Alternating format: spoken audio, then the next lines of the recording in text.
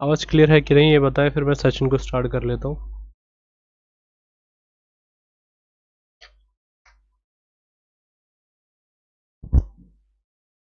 लग रहा है आवाज़ नहीं आ रही, इसमें तभी दिक्कतें आ रही है।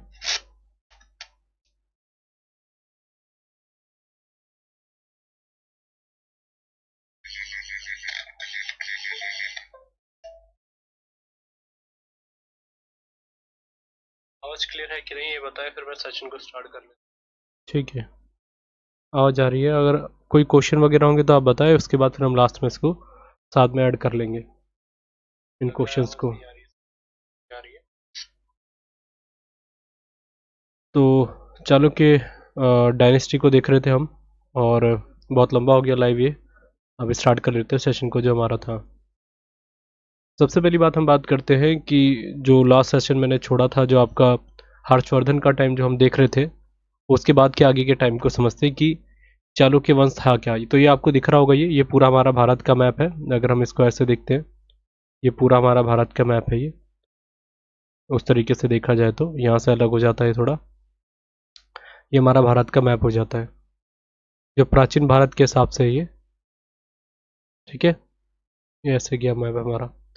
अब कहानी कहाँ पर हो जाती है, ये चालुक्य डायनेस्टी की जो हम स्टार्टिंग करते हैं कि अगर आपको दिख रहा होगा तो ये पूरा का पूरा पार्ट जो आज के टाइम पे दिख रहा है, यहाँ पर मैंने जो इंटरनेट से मैंने डाउनलोड करी थी फोटो, तो वहीं पर चालुक्य डायनेस्टी को दिखा रखा था। प्राचीन इतिहास में अगर हम बात करते हैं तो कैसे था, तो इसी तरीके से जो पूरा आपको दिख रहा होगा, जो इन्होंने क्लियर कर रखा है, ये सारा ही हमारा चालुक्य डायनेस्टी या चालुक्य वंश के अंतर्गत आता था, जो सबसे ज़रूरी है, इससे बन जाते हैं कुछ क्वेश्चन। अब देखिए समझते हैं कैसे क्या क्या चीज़ें होती है, कहाँ कहाँ से स्टार्टिंग होती है। पहली बात मैंने जो बोला है कि इसको 4 पार्ट में डिवाइड कर दिया जाता है कई जगह, कि अलग अलग नाम देखे जाते हैं। अगर हम चालुक्य डायनेस्टी को देखें तो मेजरली आपको ध्यान रखना है कि अलग अलग टाइम पे अलग अलग इनका वंश बना था या डायनेस्टी बनी थी, जो 3 पार्ट में डिवाइड रहती है। जो सबसे पहला है, जो आपको 6th सेंचुरी में आती है, वही इसको हम सबसे पहले डिस्कस करेंगे, जिसको कहते हैं चालुक्य वातापी। ठीक है, वातापी, जिसको बादामी भी कहा जाता है। बादामी हो या वातापी हो, इन दोनों में से कोई भी, क्योंकि बादामी जो आज के टाइम में प्रेजेंट टाइम में है कर्नाटका में, वो आज के टाइम पे वातापी, उस जमाने में इसको वातापी कहा जाता था। तो कई बार एग्जाम में आ जाता है कि बादामी चालुक्य के बारे में बताइए, तो एग्जाम में हमेशा आपको बताएगा कि वातापी है या बादामी है। और अगर दोनों में से कोई भी नाम है तो आपको ध्यान में रखना है कि हम वातापी के बारे में बात करें, जो सबसे पहली थी हमारी चालुक्य डायनेस्टी, और यहीं से मेजरली क्वेश्चन बनते हैं, जो 6th सेंचुरी की हम बात कर रहे थे। इसके बाद एक और आती है जिसको हम सेकंड नंबर पे रख सकते हैं, फर्स्ट है ये, और सेकंड नंबर पे अगर हम बात करें चालुक्य की, उसको कहते हैं ईस्टर्न।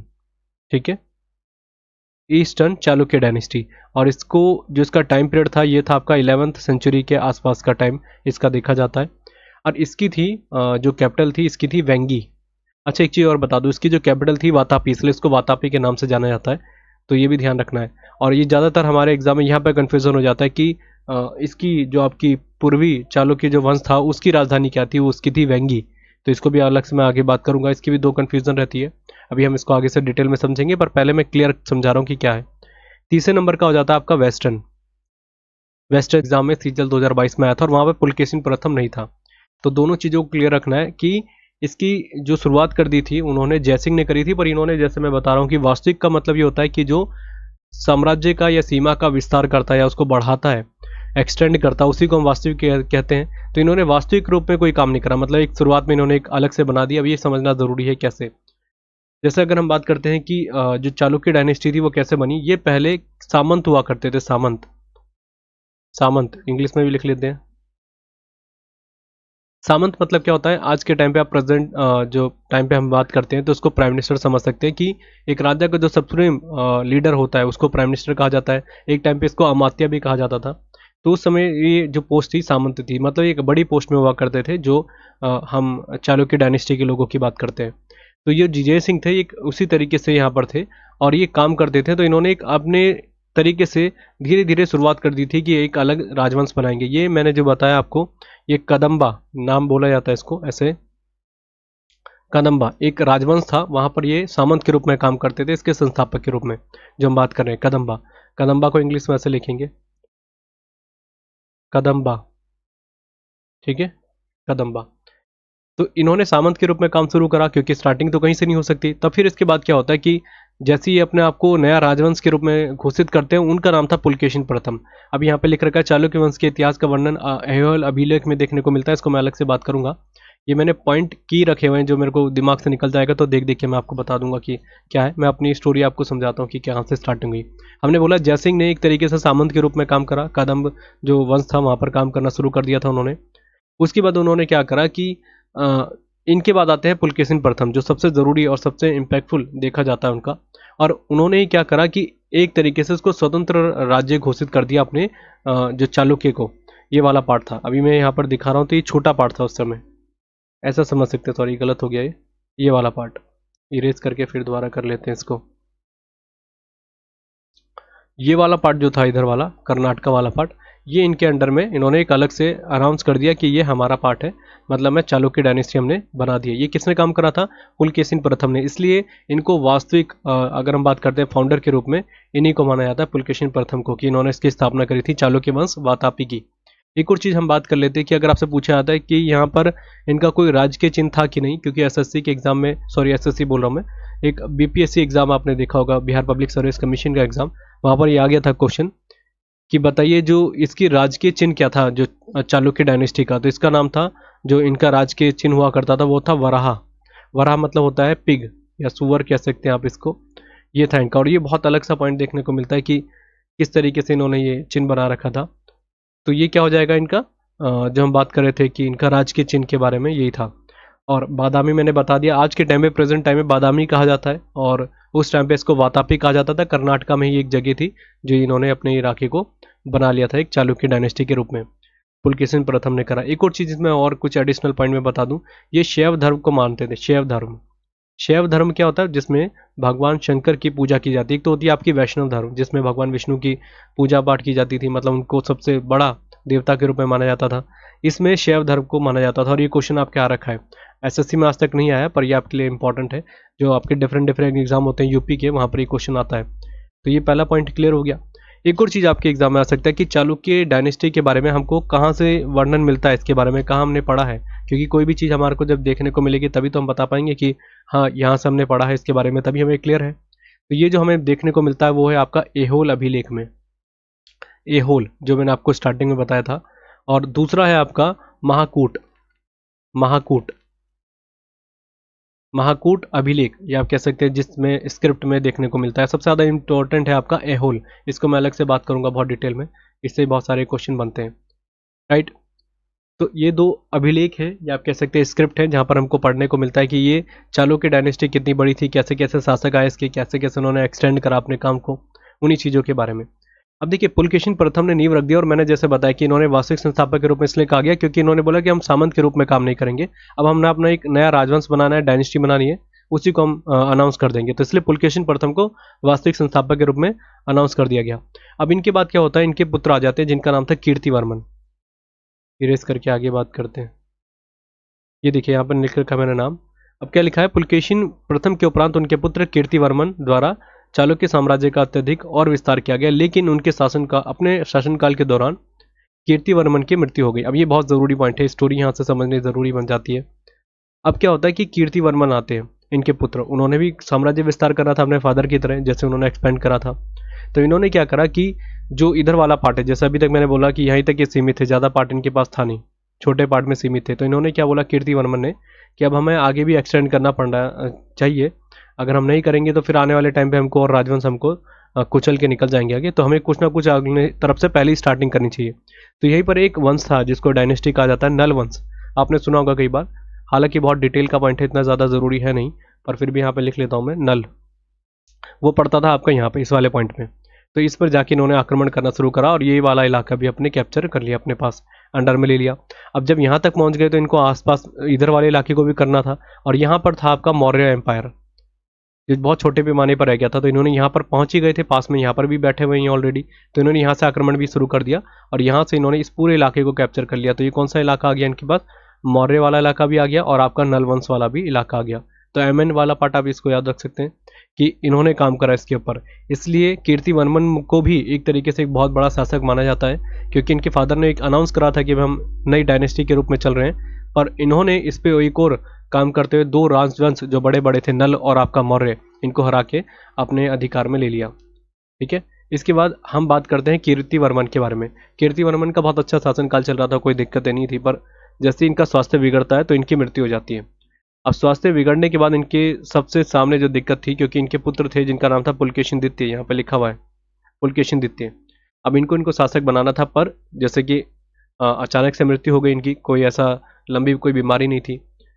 तो इसमें क्या था, इनके भाई थे, जो अगर हम बात करते हैं कीर्तिवर्मन के, उनका नाम था मंगलेश। यहाँ पे नाम लिख लेता हूँ, ये स्टोरी है थोड़ी सी इंटरेस्टिंग है, यहाँ से ही आपको कहानी समझ में आएगी, नहीं तो कई बार दिक्कतें हो जाती है इस चीज़ को लेके। तो क्या होता है कि मंगलेश जो इनके भाई थे, मतलब कि पुलकेशिन द्वितीय के चाचा जो थे, अब इतने छोटे थे कि आपके पुलकेशिन द्वितीय की बहुत छोटी उम्र थी, लगभग 4-5 साल के थे जब इनके फादर की मृत्यु हो जाती है। तो किसी तरीके से राजवंश को आगे बढ़ाने के लिए इन्होंने इनके बड़े छोटे भाई ने कार्यभार को संभाला, क्योंकि वो सबसे ज़्यादा डिजर्विंग थे, शक्तिशाली भी थे मंगलेश, और सबसे बड़ी बात क्या थी, महत्वाकांक्षी थे। उनको कहीं भी किसी भी तरीके से रुकने का नहीं था, उनका मतलब था कि मेरे भाई ने तय करा है तो मैं भी एक्सटेंड करूंगा इस पूरे इलाके को। तो इसमें क्या करते हैं, इनके जो मंगलेश थे, इन्होंने इसमें शासन अपना संभाल लिया। अब इस समय इतने छोटे थे, फिर धीरे धीरे पुलकेशिन द्वितीय बड़े होने लग जाते हैं। अब जाहिर सी बात है, जो मंगलेश थे, जो इनके चाचा थे, इनका भी एक पुत्र होगा, तो इनके पुत्र को ये चाहते थे कि पुलकेशिन द्वितीय राजा ना बने, मेरा पुत्र बने। हालांकि डिजर्विंग कौन था, मतलब कि पुलकेशिन द्वितीय थे, और वैसे अगर बात करें तो बड़े भाई के पुत्र जो थे वही बनेगा राजा, ऐसा देखा जाता हमारे पूरे, अगर आप ऐतिहासिक रूप से भी देखेंगे तो अगर हम बात करें तो उसका अधिकारी कौन था, उत्तराधिकारी पुलकेशिन द्वितीय को बनना था। पर मंगलेश के दिमाग में आ गया कि नहीं, मैं इसमें इनको नहीं बनने दूंगा, अपने पुत्र को बनाऊंगा। अब इसमें क्या होता है कि जाते हैं पुलकेशिन द्वितीय और कहते हैं कि चाचा से कि मैं बड़ा हो गया हूँ, अब मेरे हिसाब से मेरे को राजगद्दी मिल जानी चाहिए। तो मंगलेश कहते हैं कि नहीं, ये जो राजगद्दी है इस पर मैं ही बैठा रहूंगा, अगर युद्ध करना है तो मुझसे करो, नहीं तो मैं अपने पुत्र को बनाऊंगा, पर आपको राजवंश नहीं मिलेगा, एक तरीके से आपको राजगद्दी नहीं मिलेगी। तो पुलकेशिन द्वितीय, जैसे मैंने बताया कि बहुत प्रतापी शासक थे, जिसने हर्षवर्धन को हरा दिया, इतना आसान शासक तो नहीं रहा होगा। अभी इसके ऊपर भी बात करूंगा कि डिबेट है कि हर्षवर्धन को हराया था कि नहीं, ये भी कई क्वेश्चन आ जाते हैं, तो इसको मैं बहुत डिटेल में समझाऊंगा। अच्छा, पुलकेशिन द्वितीय क्या करते हैं, यहाँ से निकल जाते हैं आपके कोलार जगह, जो हमारी अभी मूवी आई थी KGF, वही वाला पार्ट, कर्नाटका की तरफ। ये कहते हैं ठीक है, कोई दिक्कत नहीं, आप मेरे को राजवंश नहीं दे रहे या राज्य नहीं दे रहे, तो मैं अपना एक अलग से राज्य बना लूंगा। पर ये चीज़ देखी जाती है कि इनमें कोई ऐसी द्वेष तो था, जाहिर सी बात है कि अगर उनका जो राज्य था उनके हाथ में नहीं आता, तो उनके दिमाग में था कि मैं अपने अलग से पूरी राज्य व्यवस्था बनाऊंगा, तब मैं इनके खिलाफ लड़ाई करूंगा, क्योंकि मंगलेश एक बहुत ही प्रतापी शासक के रूप में उस समय अपने आप को स्टैब्लिश कर चुके थे। अब क्या करता है कि मंगलेश तो यहाँ पर शासन व्यवस्था संभाल रहा था, और पुलकेशिन द्वितीय निकलते हैं और कोलार में अपनी सेना बनाते धीरे धीरे, और बहुत बड़ी सेना बन जाती है इनकी। पर फिर भी देखा जाए तो अपने चाचा के मुकाबले इनकी बहुत कम थी। अच्छा, एक चीज़ और बता दूं कि मंगलेश की आप ये देखिएगा कि मंगलेश ने भी साम्राज्य विस्तार में बहुत बड़ा काम करा था, ये यहीं तक सीमित थे। इन्होंने आगे जाके थोड़ा और, ये इधर वाला पार्ट है, इधर वाला पार्ट अगर हम नीचे की तरफ बात करते हैं, इस तरफ के थोड़े से पार्ट को भी इन्होंने कैप्चर कर लिया था। हालांकि ये UPSC लेवल तक हो जाता है, ज़्यादा इंपॉर्टेंट है नहीं, पर फिर भी मैं बता दूं, जिसका नाम था कलचूरी। कलचूरी कलचूरी वाले अधिकार पार्ट को भी इन्होंने अपने अधिकार में ले लिया था। किन्होंने, इन्हीं के फादर ने, सॉरी चाचा ने। अब पुलकेशिन द्वितीय बड़े हुए, उन्होंने अपना मांगा तो उनको नहीं मिला, उन्होंने गए और अपनी तैयारी करी उन्होंने, और जाके अपने चाचा के साथ इन्होंने लड़ाई करी, और उसमें अपने चाचा को इन्होंने हरा दिया, और उसमें चाचा की इन्होंने हत्या कर दी। क्योंकि अगर किसी भी तरीके से जो आपके ये मंगलेश थे, अगर ये जिंदा रहते तो इन्होंने, जाहिर सी बात है, दोबारा से आक्रमण करना था, तो इसमें कौन, पुलकेशिन द्वितीय अपने चाचा की हत्या कर देते और अपने आप को राजगद्दी में बैठा लेते हैं।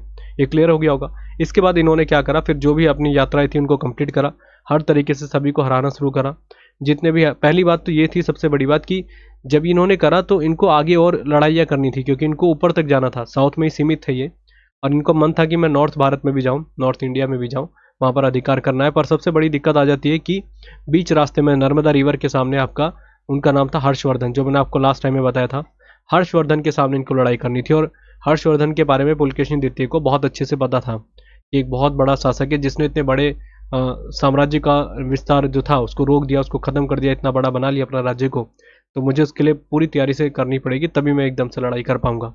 और दोनों की उम्र ज़्यादा नहीं थी, दोनों एक यंग एज के साथ में लड़ाई करने गए। अब इसमें नर्मदा नदी के किनारे लड़ाई होती है, और इस दोनों लड़ाई में इस लेके कई बार डिबेट होती है कि इसमें जीत किसकी हुई थी, हर्षवर्धन की हुई थी कि आपकी पुलकेशिन द्वितीय की हुई थी। तो देखिए, अगर हम जितने भी चीज़ें पढ़ते हैं कि किन किन दोनों की इसमें लड़ाई में कौन जीता, तो मैंने आपको एक बताया था कि हर्षवर्धन की हार हो जाती है, और ये इतिहासकारों के बीच में मतभेद रहता है बहुत चीज़ को लेकर। उन्होंने एक ही चीज़ को अपना एक तरीके से प्रमाणिक तथ्य माना है, वो है ऐहोल अभिलेख। ऐहोल अभिलेख में ही ये देखने को मिलता है कि वहाँ पर ये लिखा गया है कि हर्षवर्धन की इसमें हार हो जाती है। इसके अगर हम बात करते हैं तो इस इतिहासकारों के बीच में मतभेद यहाँ पर देखने को मिलता है कि इकलौता है यही एक ऐसा था जहाँ पर आपको देखने को मिलता है कि व्याख्या की गई है कि इनकी हार हो गई थी। बाकी आप अगर देखेंगे तो खुद सोचिए कि अगर पुलकेशिन द्वितीय ने हरा देना था तो वो नॉर्थ इंडिया में तो अधर आना ही था, क्योंकि थानेश्वर तक आक्रमण करना था, क्योंकि राजधानी थानेश्वर थी, कन्नौज पूरा इलाका था, तो ऊपर क्यों नहीं आया पुलकेशिन द्वितीय। तो इसको लेके बहुत ज़्यादा डिबेट रहती है कि बिल्कुल गलत पॉइंट है, इसमें कोई रिजल्ट नहीं आया। और अगर आप मेरे से अब ज़्यादातर चीज़ें पढ़ेंगे और समझेंगे तो ये बात मानी जा सकती है कि पुलकेशिन द्वितीय और इनकी लड़ाई में, हर्षवर्धन की लड़ाई में कोई भी नहीं जीता था, और ये बस हम ऐहोल अभिलेख के अंतर्गत बोलते हैं। मैं इतना डिटेल में इसलिए बता रहा हूँ क्योंकि SSC के एग्जाम में आया कि किस अभिलेख में पुलकेशिन द्वितीय और हर्षवर्धन की लड़ाई के बारे में व्याख्या की गई है, वो है आपका ऐहोल स्क्रिप्ट, वहाँ पर आपको देखने को मिलता है। और उसी में एक लौती ऐसी जगह जहाँ पर देखने को मिला है, क्योंकि अगर आप और बहुत बड़े बड़े साहित्य लिखे गए हैं उसके टाइम पे, चालुक्य डायनेस्टी पर पर वहाँ पर कहीं भी ऐसा मेंशन नहीं किया गया कि जीत किसकी हुई थी। जैसे मैंने आपको बताया था कि बहुत सारे लोग आते हैं इस बीच में भारत में, हिंसांग जो आपके थे हर्षवर्धन के टाइम पे आए थे, तो उन्होंने खुद भारत में आके उन्होंने कई चीज़ें लिखी हैं, उनके बारे में डिटेल में बताया, पर उन्होंने कहीं भी मेंशन नहीं करा। हाँ, युद्ध के बारे में उन्होंने लिखा है, पर ये कहीं मेंशन नहीं करा कि हर्षवर्धन किस में हार हुई थी। इसका मतलब क्या है कि जो चीज़ें देखी जा रही है ज़्यादातर, उसमें ये देखा जाता है कि कोई भी रिजल्ट नहीं आया, पर जो ऐहोल अभिलेख में कहा जाता है कि इतिहासकारों के द्वारा कि ये एक तरीके से दक्षिण भारत के ही पार्ट में हिस्से था, और ये पुलकेशिन द्वितीय के द्वारा ही लिखवाया गया होगा कि अपनी एक तरीके से जो सोचता है कि मुझे अपने इलाके में तो ये बताना ही पड़ेगा कि मैं जीता हूँ, तो इस चीज़ के लेकर ये डिबेट देखी जाती है, जो मैंने बहुत डिटेल में आपको समझा दी। ठीक है, तो ये कई लोग पूछेंगे, तो इसके बारे में मैंने पहले ही क्लियर कर दिया। अब देखिए बात समझते हैं कि ज़रूरी क्या है। अब पुलकेशिन द्वितीय ने ये पूरा साम्राज्य विस्तार कर लिया था। अब इधर वाला पार्ट बचता है, जो ये वाला आपका आंध्र प्रदेश वाला पार्ट था। इसलिए अगर आप एक्चुअल में आप देखेंगे तो ये पूरा चालुक्य डायनेस्टी के अंतर्गत आता था ये वाला पार्ट। अब इस वाले पार्ट में ये अपने भाई को भेजते हैं, और उनका नाम था विष्णुवर्धन, पूरा नाम था कुब्ज। यहाँ पे मैं लिख लेता हूँ, कुब्ज विष्णुवर्धन। इनको भेजते हैं ये, और भाई के बीच में बहुत ज़्यादा लगाव था इनके बीच में। तो विष्णुवर्धन को भेजते हैं और कहते हैं कि आपको यहाँ पर आक्रमण करना है, मैं अपनी पूरी सेना भेज रहा हूँ, और यहाँ पर हमको अधिकार करना ही पड़ेगा, ये हमारे अंडर में है। तो यहाँ पर जाके विष्णुवर्धन जाते हैं और जीत जाते हैं इस इलाके को, और यहाँ पर भी ये चालुक्य वंश के अंतर्गत आ जाता है, या साम्राज्य के अंतर आ जाता है। इतना बड़ा एम्पायर हो जाता है। इसलिए दक्षिण भारत का सबसे बड़ा साम्राज्य अगर हम बात करते हैं तो चालुक्य वंश था, जिसको वातापी कहा जाता है। और देखिए ये यही वाला इलाका जो आंध्र प्रदेश वाला इलाका कह रहा हूँ मैं, इसी को वेंगी कहा गया। वेंगी इसलिए चालुक्य जो आपकी पूरी डायनेस्टी देखी जाती है, एम्पायर देखा जाता है, दो पार्ट में डिवाइड हो जाता है। हालांकि अभी डिवाइड नहीं है, वो अपने भाई के साथ ही सम्मिलित है। एक भाई ने इधर वाला पार्ट संभाल रखा है, एक भाई ने इधर चले गया जो पूर्वी वाले पार्ट में। इसलिए मैंने आपको जो स्टार्टिंग में बताया था ईस्टर्न चालुक्य, वो इसी को कहा जाता है, जिसकी कैपिटल थी वेंगी। जो वेंगी आज के टाइम पे कहाँ पर पड़ता है, आंध्र प्रदेश में पड़ता है। और इसकी राजधानी पहली क्या थी, इसका नाम रखा था पिष्टपुर। पिष्टपुर ज़्यादातर आपको ये देखने को मिलेगा, पिष्टपुर। अगर आपके एग्जाम में 99% वेंगी आता है, वेंगी आपके आंध्र प्रदेश में अगर एग्जाम में आता है, कहाँ पर है, अगर आता है तो वेंगी लगाना है। पर कई बार एग्जाम में क्या हो जाता है, थोड़े बड़े लेवल के एग्जाम में पिष्टपुर भी आ जाता है। तो पहली राजधानी इनकी पिष्टपुर थी, फिर इन्होंने इधर से भी, इधर लेफ्ट की तरफ इनको काम करना था, तो इन्होंने इधर भी अधिकार कर लिया। तो कहने का मतलब पूरा साम्राज्य विस्तार आप देखेंगे कि किसके अंदर आ गया, चालुक्य डायनेस्टी के अंतर्गत आ गया। तो ये चीज़ सबसे ज़रूरी था जो मैंने आपको बहुत डिटेल में समझाया।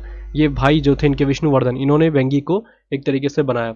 अगर आपसे पूछा जाता है कि इसके संस्थापक कौन थे, तो ये एक तरीके से आप कह सकते हैं कि इनके भाई ने एक तरीके से स्टैब्लिश कर दिया था। पर धीरे धीरे जब बहुत लंबा समय चला, तो ये एक अलग रूप में बना। ये आपका जो वेंगी साम्राज्य था चालुक्य के रूप में, बहुत लंबे समय तक रहा, पर इतना इम्पैक्टफुल नहीं रहा, क्योंकि फिर ये बहुत ज़्यादा सीमित हो गया था।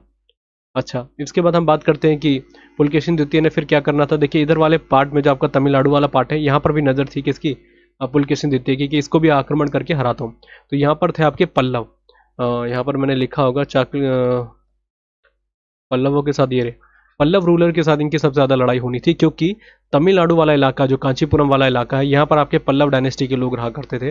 पल्लव वंश था बहुत बड़ा, और इन्हीं के साथ लड़ाइयाँ थी किनकी, इनकी। ये ज़्यादातर लड़ाई हुई है, और इसमें कई बार क्या हुआ करता था कि लगभग आप बोलेंगे पुलकेशिन द्वितीय को इतना बड़ा एम्पायर क्यों कहा जाता है, क्योंकि जब भी जाते थे तो कांचीपुरम में हरा देते थे, और पल्लव अपने बाद दोबारा से जो इनका साम्राज्य था यहीं तक सीमित हो जाता था। फिर दोबारा जैसे ही वापस चले जाते थे अपने इलाके में, ये फिर दोबारा साम्राज्य विस्तार कर लेते थे। तो कहने का मतलब कई बार हराया इसको पुलकेशिन द्वितीय ने पल्लव के शासकों को। अब एक ऐसा टाइम आता है कि आप कितनी बार भी लड़ाई कर रहे हैं, एक ना एक ऐसा टाइम होता है कि आप किसी को या तो अंडर एस्टिमेट कर लेते हैं। ऐसे ही होता है, पुलकेशिन द्वितीय दोबारा एक युद्ध में निकलते हैं कांचीपुरम के लिए, पल्लवों को हराने के लिए, और इसी में इनकी मृत्यु हो जाती है। और इनको हराने वाले व्यक्ति का नाम था नरसिंह वर्मन। अब इसके ऊपर भी कई लोगों के जो बड़े बड़े विद्वान हैं, उनका मानना है कि ये गलत है, ये तथ्य गलत है कि नरसिंह वर्मन ने हराया। कई और कहते हैं कि कोई और शासक था, पर ज़्यादातर आप बुक्स में पढ़ेंगे तो नरसिंह वर्मन का नाम सबसे ऊपर देखने को मिलता है। नरसिंह वर्मन, नरसिंह वर्मन, ये माना जाता है कि इन्होंने हराया था। ठीक है, तो यहाँ से क्या हो गया, हमें जो सार समझ में आ रहा है स्टोरी का, कि यहाँ पर पुलकेशिन द्वितीय की कहानी समाप्त हो जाती है। उसके बाद और कोई ज़्यादा पढ़ने की आपको ज़रूरत है नहीं। अब पुलकेशिन द्वितीय के बाद क्या होता है, फिर साम्राज्य इतना डिक्लाइन करने लग जाता है, ज़्यादा नहीं रहता, फिर नीचे नीचे आने लग जाता है। और फिर इनके परपोते आते हैं, जिनका नाम था विक्रमादित्य। ठीक है, विक्रमादित्य सेकंड, सेकंड इनका नाम रखा जाता है। और ये आते हैं और फिर दोबारा से अटैक करते हैं किस पर, आपके जो आपको जैसे इनके दादा को हराया था जिनको परदादा कह सकते हैं आप, ये फिर दोबारा आक्रमण करते हैं आपके पल्लवों के ऊपर और यहाँ पर इनकी विजय हो जाती है विक्रमादित्य सेकंड की। और ये जब जाते हैं तो इनको एक अच्छा शासक के रूप में माना गया था वहाँ लोगों के द्वारा, क्योंकि जब इन्होंने वहाँ पर आक्रमण करा तो सभी को डर था कि इन्होंने, जैसे शुरुआत से इनकी लड़ाई रही है बीच में चालुक्य और पल्लवों की, तो ये बहुत विध्वंस फैला देंगे, पर ऐसा नहीं था। ये जाते हैं और वहाँ पुलकेशिन द्वितीय के बाद आपके विक्रमादित्य आते हैं। फिर इनके बाद अगर हम लास्ट की बात करते हैं, जो इसके शासक रहे थे उनका नाम था कीर्तिवर्मन सेकंड, क्योंकि कीर्तिवर्मन पहले के बारे में तो मैंने आपको बता दिया था कि जो कीर्तिवर्मन प्रथम थे जिनके पुत्र आपके बनते हैं पुलकेशिन द्वितीय, अब उनका जो दूसरा नाम आएगा तो इसलिए सेकंड लगा दिया जाता है कीर्तिवर्मन सेकंड। तो जो पूछा जाएगा कीर्तिवर्मन द्वितीय आपके चालुक्य वातापी वंश के सबसे अंतिम शासक कौन थे, तो कीर्तिवर्मन द्वितीय थे। ये सबसे जरूरी पॉइंट था। अब ये भी क्या होता है, ये भी लड़ाई के पर्पज से जाते हैं पल्लव में, पल्लवों से लड़ाई करने, और यहाँ से लड़ाई करके आ रहे होते वापस जैसी, तो यहाँ पर कौन आक्रमण कर देता है इनके ऊपर, दंती दुर्ग। इनके बारे में अलग से बताऊंगा। राष्ट्रकूट जो वंश का एक संस्थापक के रूप में इनको जाना जाता है, और यहीं पर राष्ट्रकूट वंश की स्थापना हो जाती है जैसे इनकी हत्या करते हैं, और ये अपने साम्राज्य जो फैल रखा था कीर्तिवर्मन के द्वारा, वो सारे पर कौन अधिकार कर लेता, दंती दुर्ग। तो इसको भी अलग से देखेंगे हम। तो ये सारी पॉइंट मेरे हिसाब से क्लियर हो गया होगा जो हम बात कर रहे थे। इसके अलावा और कुछ जरूरी है नहीं। हाँ, एक चीज़ और बता दूं, विक्रमादित्य के द्वारा जो सेकंड है, इनके द्वारा आपके विरूपाक्ष मंदिर का भी निर्माण कराया जाता है। हालांकि इनकी वाइफ ने करा था, पर एग्जाम में ज़्यादातर इन्हीं का नाम आ जाता है। इनकी वाइफ ने इसका निर्माण कराया था विरूपाक्ष मंदिर का, पर आप ये ध्यान रखिएगा। और ये आज के टाइम पे कहाँ पर है, कर्नाटका में है। इसके अलावा अगर हम बात करें, देखिए दो मैंने बता दिया कि वातापी और वेंगी, हमने समझ लिया कि इनके भाई ने अलग कर लिया अपने आप को। तीसरे नंबर पे कौन सा था, आपका वेस्टर्न वाला पार्ट जो इधर था, इधर वाले पार्ट को वेस्टर्न चालुक्य कहा जाता है, जो आपका 10th सेंचुरी के आसपास आता है, और इसी को कल्याणी कहा गया। कल्याणी चालुक्य के नाम से इसको जाना जाता है। इसकी स्थापना किसने करी थी, तेलेप ने। तेलेप, बस यही याद रखना है, तेलेप सेकंड के द्वारा, ऐसा लिखा जाएगा, तेलेप सेकंड के द्वारा इसकी स्थापना की जाती है। बस क्वेश्चन यही आया, बस कल्याणी में ज्यादा क्वेश्चन नहीं बनते। हाँ, एक और है कि इसकी राजधानी कौन सी है, इसकी राजधानी है मान्यखेत। इसकी राजधानी थी मान्यखेत। इसको हिंदी में ऐसे लिखा जाता है, मानखेड़ लिखा जाता है,